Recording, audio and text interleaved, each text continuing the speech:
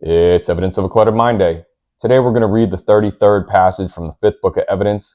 The passage we're going to read is entitled Enigmagination, and I'll tell you a little bit more about my Enigmagination after we're done reading. Let's go.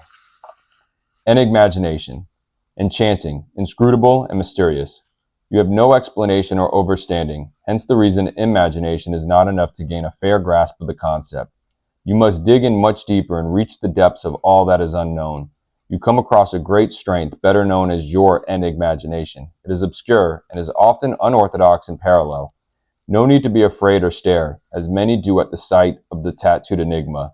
It too often has become the case when once an individual thinks outside one box, another obstacle closes in on all four sides.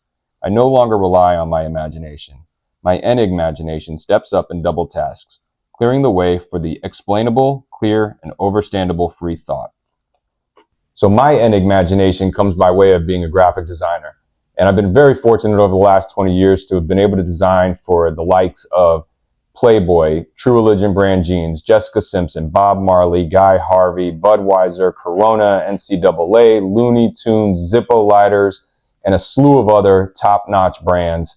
And I often say, as by way of my graphics company, Enigmagination Media, that I always design the box to think outside of. I always want to be on the outside thinking about what's next and designing the thing. I never want to be locked in that box, unable to really be creative to the top of my ability. And so with that, Enigmagination Media, this is going to be a shameless plug.